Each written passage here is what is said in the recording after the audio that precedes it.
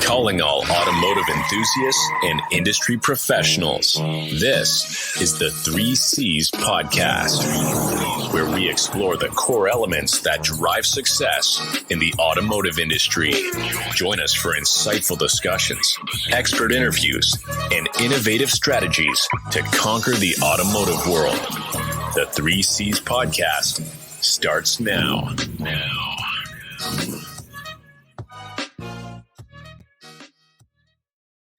Welcome to the 3Cs podcast. My name is Marcus Aman, and I'm the co-founder of Bailey Smart Lot and Smart Shop, where we help dealerships drastically improve communication and efficiency through automation and location tracking. And today, I'm your host. The 3Cs is a term widely used daily in the automotive industry. It stands for complaint, calls, and correction. So on these episodes, we plan to interview dealers, industry professionals, and founders of tech companies focused on the greater good of the automotive industry. And sometimes that includes people who have identified a complaint, found the cause, and have a correction for it. Today, I'm excited because we have Kaylee Felio, Sales and Marketing Manager over at PartsEdge. And she's also the host of the Parts Girl podcast, well known in the industry. A little bit about PartsEdge. It's a tool for parts managers to optimize their inventory management processes. Kaylee, welcome to the 3Cs podcast. Thanks for having me. I'm so excited you started your podcast. Yeah. It took some time, but I finally mustered up the energy and the courage to start it. It's hard to start, but once you start, you just you find your groove, and it's just fun. Yeah. It is. It is super fun. I've had two interesting podcast episodes thus far. This is the third one, and we're gonna try to get an episode out once a week of the podcast, and then take the content that we make here and turn it into some short form content as well for our guests as well as for us. Oh, that's really cool. Love it. All right. Let's go ahead and get started. Is that okay? Yeah, let's get started. Excellent. So who is Kaylee Felio? Give us a little background story on you, Kaylee. Oh, that's such a broad question. I could go so many directions with that. Yeah. So who am I? Well, I don't really know who I am. How dare you not know? Person. I don't know. I'm a mom. I have a daughter, and I have another one on the way. So I'm having a boy. Excellent. Yeah. So that I'm going through the whole mom career stuff. So that's kind of who I am. I really enjoy being outdoors. My family and I really like off-roading. So it's something some people know a lot about me, but some people don't. But yeah. Well, that's cool. How old is your daughter? She's 4. Oh, excellent. So I guess it doesn't matter what age they are. I mean, you always have your mom hat on, or parent hat on. It's raising children that age and trying to work, it can be difficult at times, can it? It can be really difficult. And there's that guilt of because I put her into daycare early on because she was a very busy child and needing a lot of my attention. Well, that means you're a good mom, But then she also challenged me so much where I would try to teach her and she would tell me I'm wrong. And I'm like, okay, maybe she'll learn from someone else. Yeah. And it's because my mom said that's how I was, so it's just payback. But yeah, I have 4 children. I have a 14-year-old, a 7-year-old, a 4-year-old, and a 2-year-old. Wow. So I can completely understand exactly some of those things that you go through. Your family is like the very most important thing. And when you have, children and you're trying to work on your business, guilt at times does come into play. Are you spending enough time with your family? Are you, even though you're working 80 hours a week, are you still spending enough time on the business? So it's a balancing act, of course, So you're in the auto industry now, Kaylee. How did you, get started in the industry? I know you started out with Subway, right? And then, that's not an automotive No. company, but you started there. I've heard you talk about that before. How did you get into the auto industry? Well, that's how I got in. I was managing a Subway restaurant, and the founders of PartsEdge were my regular customers. So I got to know them. They presented an opportunity, and I actually didn't realize they were asking me if I was looking for a job when they asked me. They just said, "Do you know anyone that's looking?" So I took them up on that opportunity because I was in a transition in my life of, do I continue going to college, which I could have continued working with them and going to college, but it was just one of those things that I was like, I don't know if I want to do this anymore. So I took them up on the opportunity, and that was probably about 10 years ago now ish. Yeah, it's been about 10 years.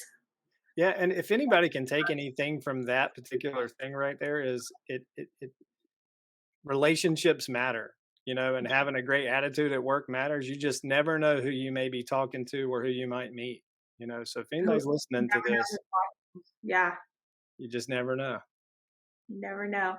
I just remember them telling me that they recognized that I was really young, and I had what my boss said. He said something along the lines of like, I just everyone listened to me, like I was in charge. You could tell I was in charge, but it wasn't like a demanding in charge. It's just like I just ran a really good crew, and you could tell I was the one in charge. And you were managing the Subway.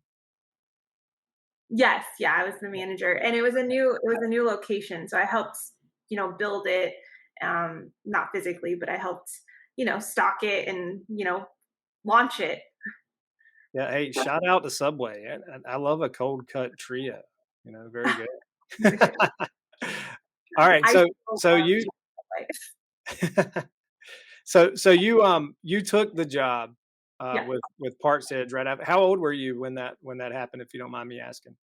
Yeah, I wanna say I was probably 19, 20, because I remember I was managing at 17. I was in high school, and then I had the job for a couple years, and then that's when I switched over. So I was about 20, I would say. And that was your first stint with PartsEdge, right? Mhm. Yeah, I did What leave that. take us into your role, in your first stint there, and then you kinda went to a couple of different other, positions with other companies and then back with PartsEdge. So my role initially, because PartsEdge is a small company. So when you work with a small company, as you know, starting up, you are not just one role. You're Right. like a Yeah. lot of things. A lot of So everything, yeah. lots of everything. So they did have a salesperson. So I didn't get too much involved into that process. But I did the customer support, the operations, what we call operations. So we, supporting our clients. I learned how to understand inventories and how they work in the different categories of inventories and parts. And it was actually really surprising to me how much Subway translated into inventory, because Subway has an inventory as well. And I always had to do stock orders. I had to make sure I was stocking the right stuff. So it kind of overlapped in the way when they were teaching me about it. They would always compare Subway to Yep. parts. Yeah. Yeah. And then I got to do accounting too. So I got to learn that side of the business. Oh, yeah, that's the fun part of the business, right? You know? Yeah. Looking at numbers and spreadsheets, and, sometimes it can be fun, right? If the number's growing. Yeah, absolutely. No, accounting was fun to learn, and I definitely appreciate what I learned about it, but I'm glad I don't have to do it anymore. Yeah, I have found that accounting are for certain individuals, and, that's not my strongest, skill set, so, thankful that I have some people to lean on that love accounting. Yeah, it's important. So, you were wearing a lot of hats there at PartsEdge early on, and then Mhm. you moved around, and then you came back to PartsEdge, and now Yeah. you're the head of sales and marketing. Is that right? Yeah, that's great.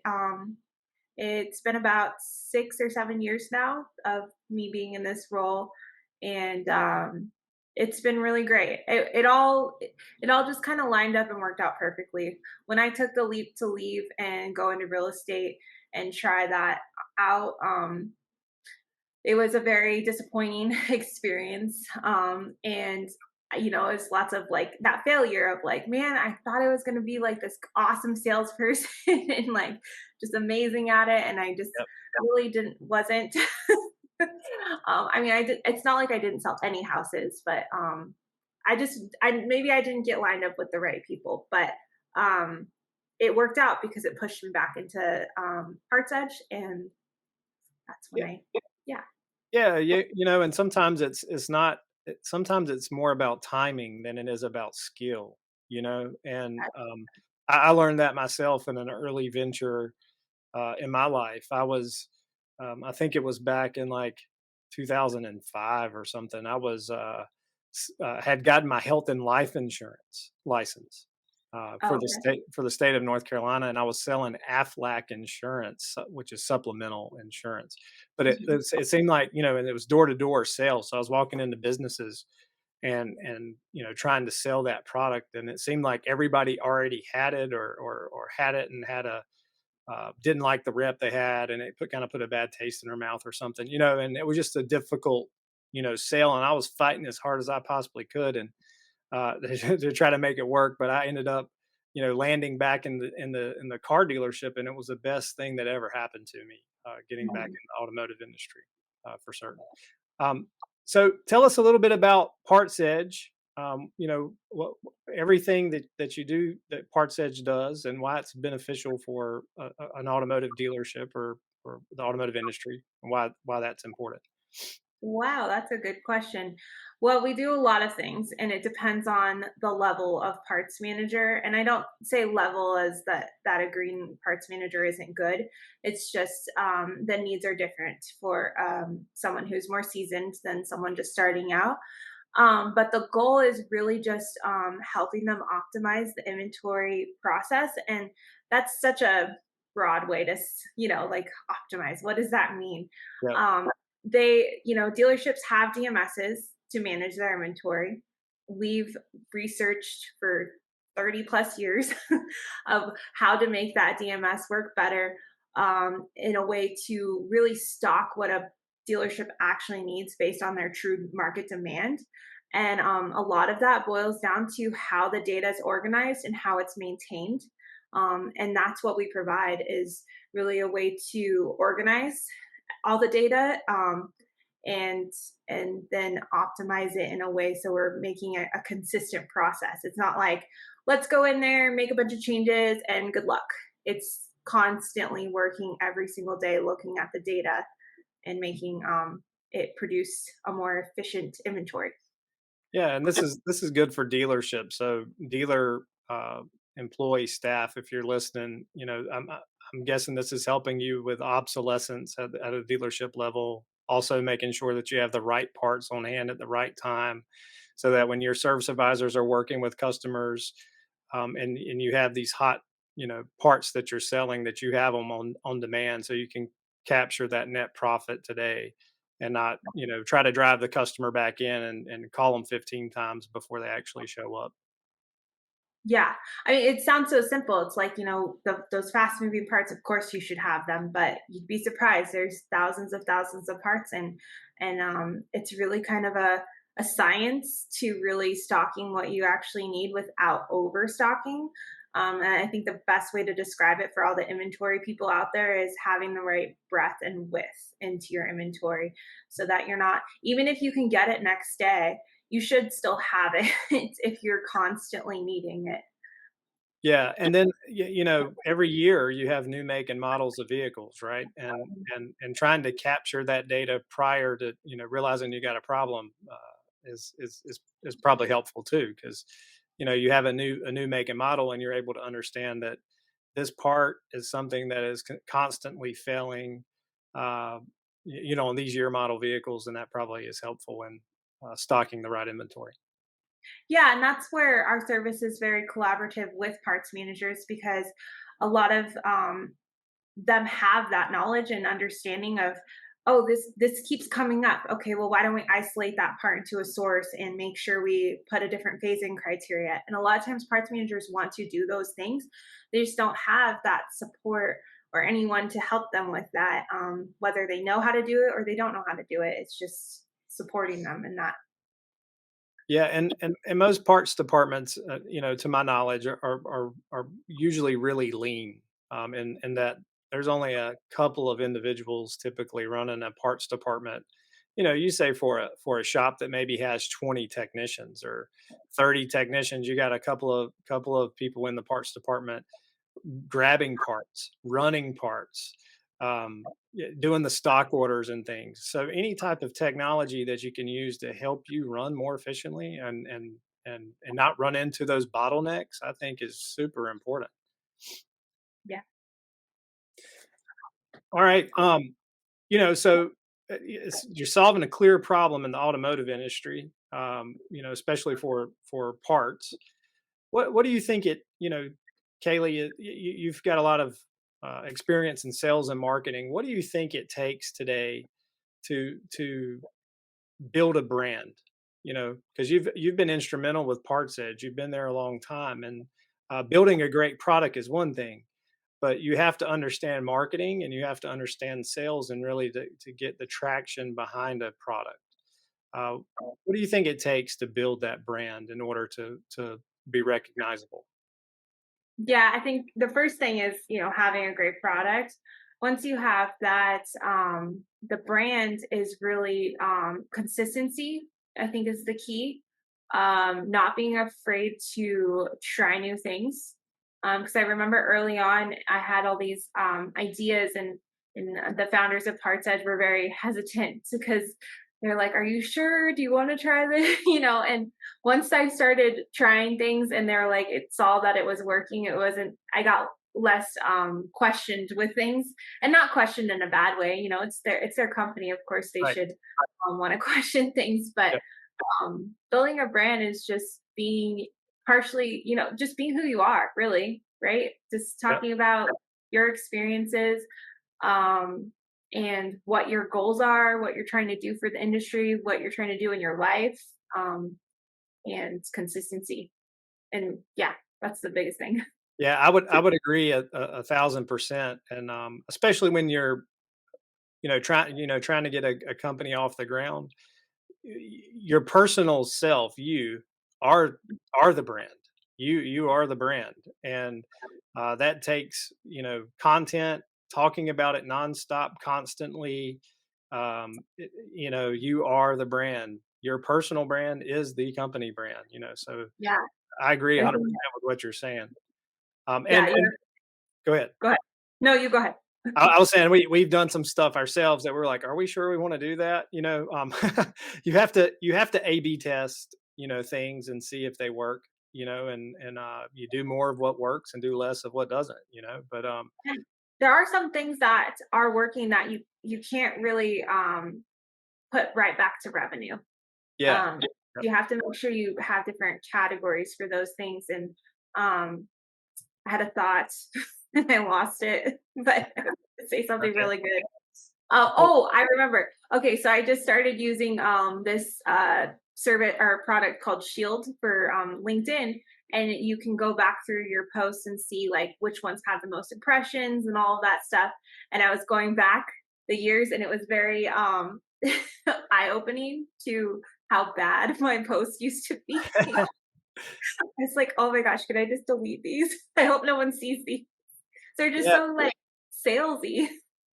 right, right, and like when it comes up to your company, what is it that people actually want to hear? Do they want a sales pitch, or do they want to know how you can help them? You know, Yes. and making sure that messaging is right, and that's a really hard thing to do for a startup is getting the messaging right, for the business. But you see it all over LinkedIn when you see people promoting ads and through their posts, they'll just posting something is really a waste of time. You really have to think through it and make sure you get the right content out, I think. You do, but I think I'm also learning now is to not be afraid to kind of ask for the business. Yeah. So they're figuring out that right messaging of like not sounding salesy, but also like, this is what I do. I'm here, and this is why I do it. And just creating that awareness is important, but mixing it up, not constantly sell, Yeah. because Yeah. No, yeah, I know what you're talking about is being informative, but with an ask at the end, you know. mhm. And I've seen some of your content that where you've done that, and I think it's great. Actually, I think you're Okay. doing a great job with it. All right, so next question, uh, and you may laugh at this one, but Oh, what is one of the hardest things about connecting with the persona that you're targeting at the dealership? oh, so what's the hardest thing about connecting with like fixed abstractors or Yeah, dealers? yeah, yeah. Well, I mean, what's the top challenge that you have when you're trying to reach out to someone at the dealership? Well, the number one thing is they don't really care about parts. Oh, I got a parts person for that. They do a good job. Yeah, I don't yeah, talk to you. yeah. Why do you think that is?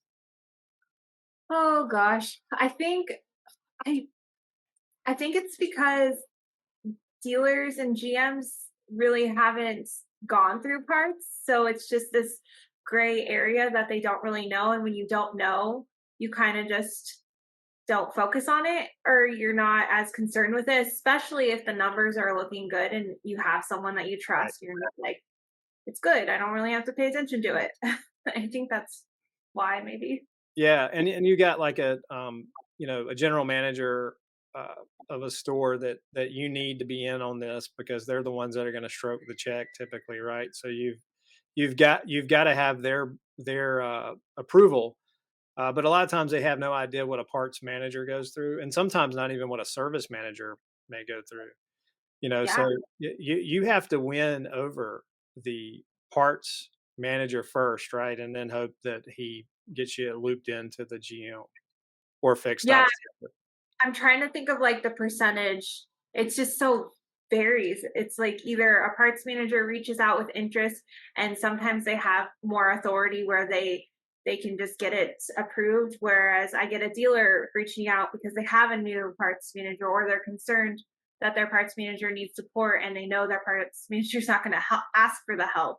So it's like all these different, you know, I never really start with a dealer if, and I know I'm really supposed to, but I don't tend to unless they're the ones that are asking me. Yeah, Because what channel do you think has been most beneficial for you and reaching them? Is it cold calling, LinkedIn, you know, cold posting, or messaging that LinkedIn? What do you think is the number one channel for you? I think it's a combination of everything. It's Right. LinkedIn, going on podcasts like these, going on panels, shows, getting the word out there.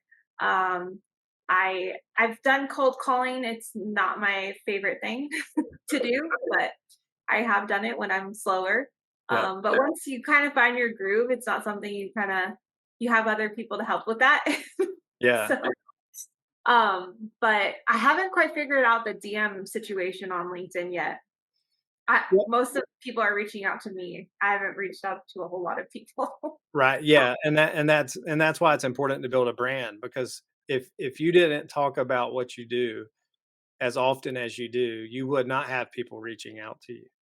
Yeah, You would have to go out and try to find them, and that creates some awkward, or hey, how are you doing? I know you just connected with me. Let me show you my product, which is not going to lead to very high success rate, probably. Um, yeah, I'm with you on the cold calling. You're calling people that are really busy, you yes, and they're running around with their hair on fire sometimes, trying to put out fires, and you're interrupting them in the middle of that. So I've been on the other end of I've been on both sides of it. yeah, yeah, I've been the guy that you got a call on line one and you pick it up and it's a vendor wanting to sell you a product, and I've also been the vendor calling the dealer and hoping to get in front of them, and of course it's never 15 minutes, it's always an hour of time that you need to show them. So you're pretty much saying, hey, whenever you have time, which they don't have a ton of yeah. time, No. you're trying to steal an hour of their time, you know, and it's for a benefit for them. If they sign up with your product, of course, it's going to benefit their parts department. If they sign up with our product, it's going to help them in efficiency in their service department and their dealership. But it's just trying to get in front of them, and Yeah. you know, sometimes it's you don't want to just show up randomly, you know, to the dealership. You know, I mean, that's a lot of waste of gas and travel, you know, without an Yeah. appointment. There's been a lot of vendors that have figured that process out too. That's one thing I've done better with what I've figured out. But I was going to say something about calling. Oh, you do have to start somewhere, right? Like I never. It's not like I never cold called. Like I had to start from the ground up because when I took over the sales and marketing, the person before me didn't have a CRM, didn't have a process, so I pretty much had to start from ground zero and start. We did have clients, so that's the benefit to what I have, where you guys just started from. You're starting from the beginning, Right, where I right. actually can go back to clients and like really build relationships and like, hey, do you know anyone? Building those referrals. Yeah, referrals help with sales drastically. Wouldn't you agree? Oh yeah, they're huge, and I feel so lucky that um Chuck and Cliff created actually a really good. You say actually, they created a really good brand because they were really good at executing. They just weren't as good at growth and making that large Right. really fast. Yeah, so they created a repeatable process, and you've come in and you've amplified it. Yeah. Um, you know, are you how many people do you have on the sales side of things? We it's just me. So I'm the salesperson. But then I also have someone helping me with my marketing with websites and just kind of like the design. So I don't have to spend hours, even though I would love to spend hours on designing and creating a lot of it. I can't. So sales is my main job, but I get to do marketing as well. And then we just started having what do they call an SDR? We have one more SDR Yep. basically. Okay, so you guys have people making phone calls and setting people up for you to come in and present to. Yes, and that's a really new thing in the last like month or two. And it was Excellent. really scary to start doing. So I'm like, oh, I don't want people to call.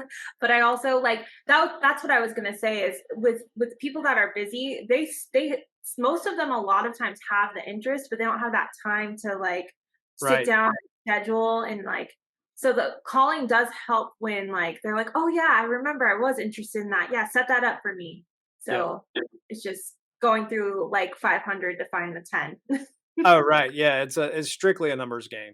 It's Yeah. strictly a numbers game, and it's just like you know, cold calling. If you worked in the dealership and you're cold calling customers on the phone to try to sell them a new car, um, Mhm. or try to schedule people that you haven't lost customers that you haven't seen in service for a while. It's the same type of process. You may go through 100 to get one, but Yeah. that one could be a big deal. It could be a Yeah. dealer group that has 40 stores, and it works in one store, and you end up moving into 40 of them. So Absolutely. great. So I'm going to ask you some personal questions. Okay. Again, what's one of the things that you've done recently that you're super proud of yourself for? Oh, I don't know. Well, I mean, this isn't this is more work related, but I am That's fine. speaking at NADA. That's kind of a huge, Yeah, like, I that's a haven't done big. it yet, but it's a Yeah, big no, deal. that's a massive deal. That's a big deal. Yeah. One, the legend of Kaylee Felio continues to grow. You you get in front of a lot of people, Yeah, um, let's not which talk is about great. that part. Yeah. Well, I'm hey, freaking you'll do fine at it. You'll do fine at it. Um, I'm excited. It was actually when I looked back on my goals for the year, it was one of the things I wrote down. I didn't say speak at NADA, but I said speak at an event, yep. and then it's And you get happening. you just happen to land at the biggest one. So great. It's Um, crazy. what's one of your daily disciplines that you do, whether it's personal or with the business? Ooh, daily disciplines. I would say I like to do my gratitude. So I have a book that I write down my like what I'm thankful for kind of thing.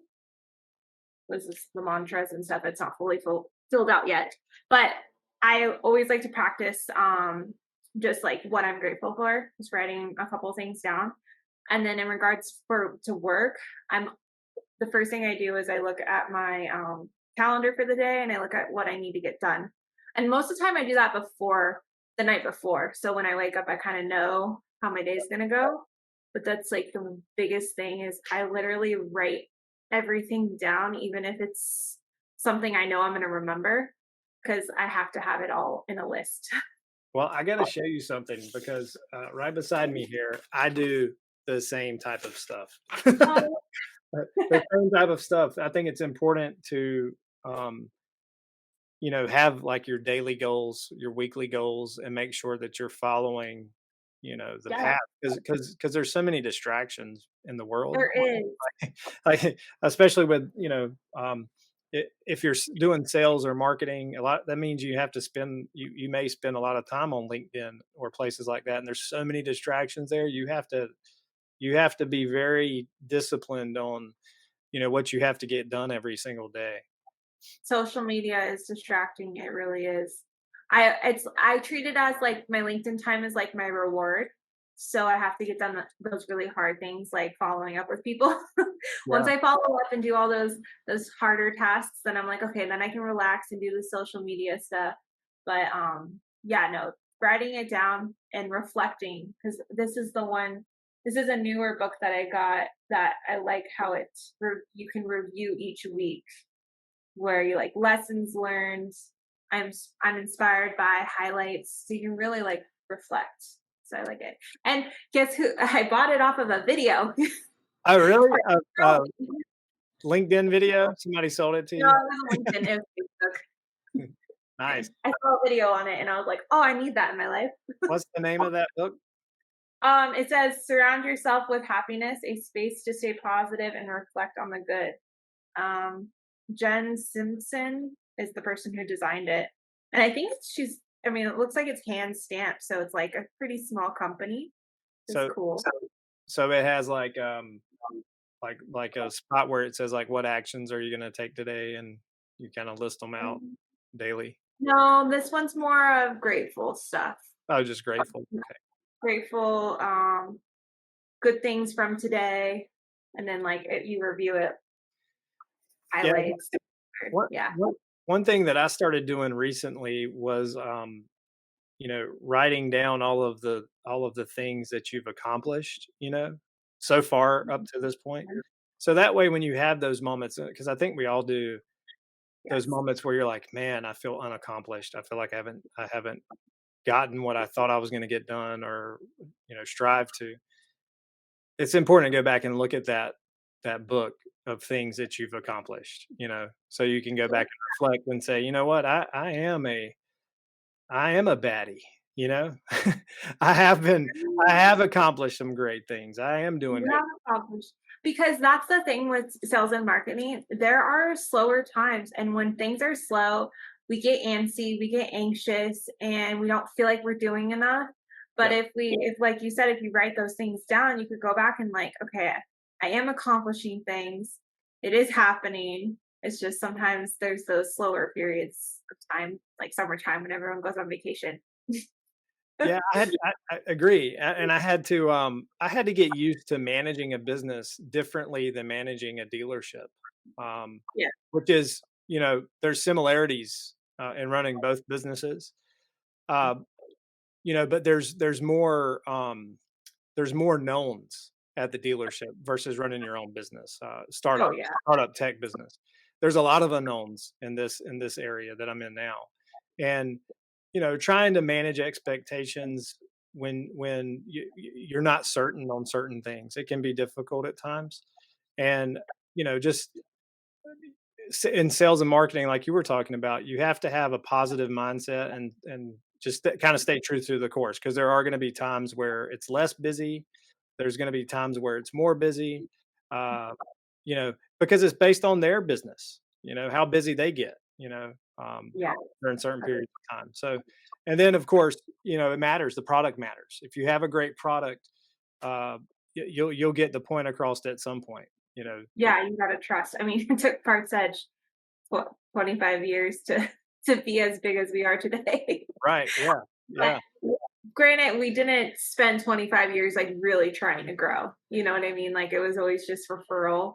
And it yeah. was until I would say the last 6 or 7 years of that really big like growth focus. So, Um, any other industries PartsEdge helps other than automotive? oh, that's a good question because we do have some dealers that are in like it's kind of in the auto, but like like tractors and um what is the other like RV, like those type of we've had a couple approach us, we haven't done anything consistently. Like we've done like here and there, but we're not like really in that business. But it is a business that we can help. It's just not something that we really focused on because there's so many car dealers that we can help. Right. Yeah. Yeah. 17,000 of them. Do you also help independent facilities too, or just only dealers? Only dealers, only because independents tend to not carry a lot of inventory. Right. Yeah, so I haven't seen anything that we could really help. But the dealers that do have like aftermarket parts and all of that stuff, that's a whole separate inventory to kind of manage, and we do help in that area, but not really independents. Yeah. And one thing I didn't ask, and you may have mentioned it, and I didn't hear it. Are you helping specifically with OEM parts, or also with aftermarket inventory? Yeah, the OEM and aftermarket, I guess, right? Because the it is an inventory that dealerships tend to have in stock, Yep. and you kind of have to treat it like a separate inventory, just like your protected OEM, because there's protected OEM parts that you can return, and then they don't protect certain amount of parts, and then you have your aftermarket parts. So yes, that's inventory in the dealership is what we can help with. What dealer out there absolutely loves what you guys are doing, and recently has given you a great testimonial? The most recent one we put out was Jim Norton Toyota out in Oklahoma. Nice. That one was really cool because I remember talking to the parts manager, and he's really what's the word, cutting edge. He's like really advanced, Yeah.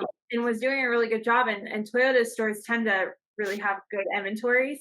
But they were like, there's something missing. We need this help to be more efficient because we feel like we don't quite have enough parts, but we have too much of these other parts.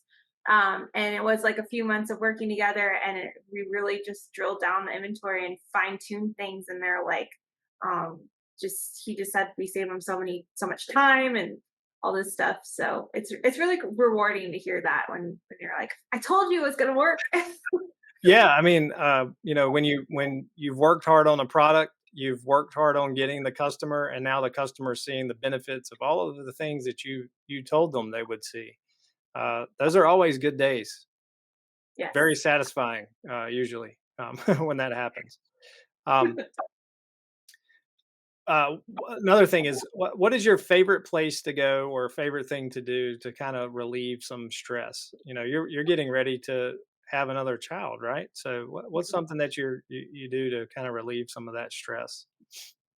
Oh, let's see. I haven't done a lot of it lately. Before I was pregnant, I really liked doing hot yoga. That really helped relieve a lot of stress, but you're not supposed to do that when you're pregnant. So to kind of help fill that in, I make sure that I just have time to like literally just be by myself and not think about work, not think about anything, and just kind of be kind of a form of meditation, I guess. But that really helps with stress.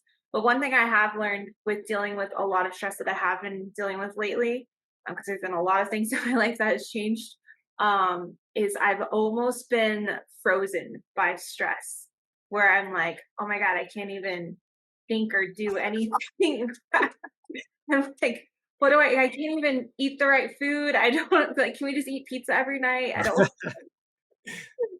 It's probably the pregnancy, but I'm just like, Yeah. yeah, but making sure I have that alone time, getting outside, walking, doing all those things really help relieve stress. Yeah, they do. I have recently become a runner, Ooh, and very cool. I realized that I had to change something in my personal life. I was just like so glued to the computer, like I was afraid I was going to miss something. I was going to miss an Right? email. I was going to miss a message. I was going to miss, fixing this or changing that or designing Mhm. this or setting up a marketing plan or what. I was going to miss something, right? Yeah. And I just had to say, I had to take a step away. Actually, I went to a doctor's appointment and they were like, your blood pressure is a little high. And I was like, come on, that can't be right. But it was right. So I said, hey, I got to change something. So I started running. And I think today is 34 straight days of running at least a 5K or longer. And I feel a sense of accomplishment. I don't feel like a piece of crap, of like, I'm sitting here not doing, I mean, not, working on myself. Giving everything I possibly can to the business. Uh, when I knock that out, I get actually more done. You know, Yeah. I have this energy, uh, this my blood's pumping. Let's go. I'm ready to run. So I'm Mhm. actually getting way more accomplished than I was. So that's something that I'm actually, this is a podcast is about you, not me, but that's something That's I'm okay. proud of myself for. Uh, No, I can relate to that a lot because I think a lot of people can relate when you're in sales and marketing or you're starting a new company.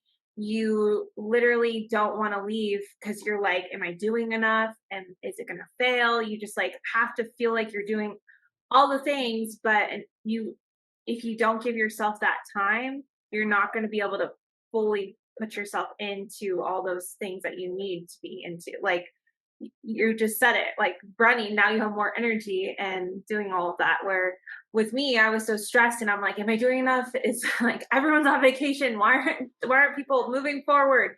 Um, and I don't think I got gestational diabetes because of stress, but I think that's part of it.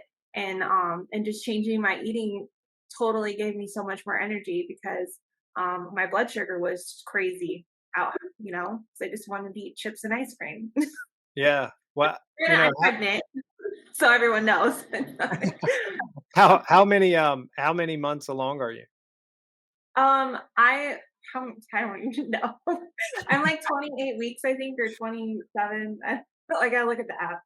The second one's so different. You don't keep track as much. Right. Oh, I'm 29 weeks. There we go. The baby is as big as a head of cauliflower. Wow. Yeah, look, you're growing a human, so no, Yeah, you are going to be. It's going to make you hungry, and you should eat pizza every now and then. every now and then. But no, you should eat good food. Like so. Now I'm diabetic, so I have to track my blood sugar. Oh man. Well, Yeah. is that a permanent thing or just temporarily until you Just get? for pregnancy, I think. I mean, I have a higher chance now that I've had it being pregnant. But they say it's because of the hormones, it's genetic, lots of factors. But I actually think it's been a really great thing. Like when I was worried about it, I was like, you know what? Maybe this is what I need because I've been eating so bad and I've been so low energy. Like I need this something to kick me in the butt. And it has kicked me in the butt and I have more energy now because I'm eating better food, like the same thing every day. Oh, great. That's good. That's good though. You're working on yourself by accident. You know, you know, Forced to. just like me. I mean, I went into the doctor. I wasn't expecting to hear that, but that Yeah. that was the case. So I said, "Hey, I gotta do something. I start working on myself a little bit." Um, and you don't miss those things. Like you're still gonna get the emails, and you're still gonna do all those other things, and actually more. You just got to Yeah. take the time to work on yourself because you need it personally. Your family needs it. Your business needs it for you to be the Mhm.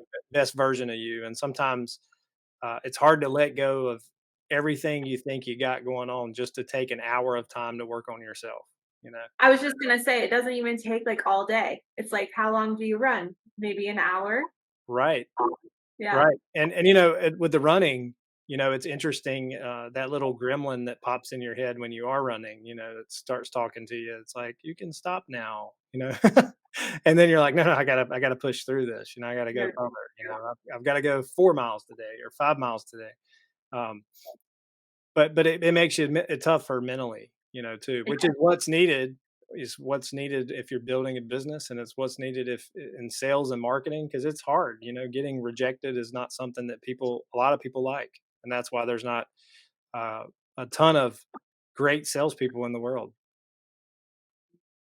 That's true. Rejection is hard. That's right. All right. So that's all I've got for today's episode. Kaylee, you got anything else you want to talk about? No, I feel like we covered it all. You asked really good questions. Thank you. Yeah. No problem. I tried to plan it out a bit beforehand. Well, everybody, Kaylee Felio with PartsEdge and the Parts Girl podcast. Thank you, Kaylee, for joining us today and sharing your passion for the automotive industry. Thanks for having me. Yeah. Look out for this episode on LinkedIn, YouTube. It will also be a Spotify podcast as well as on Facebook. So we'll be posting that here shortly. Thanks, Kaylee. Thank you.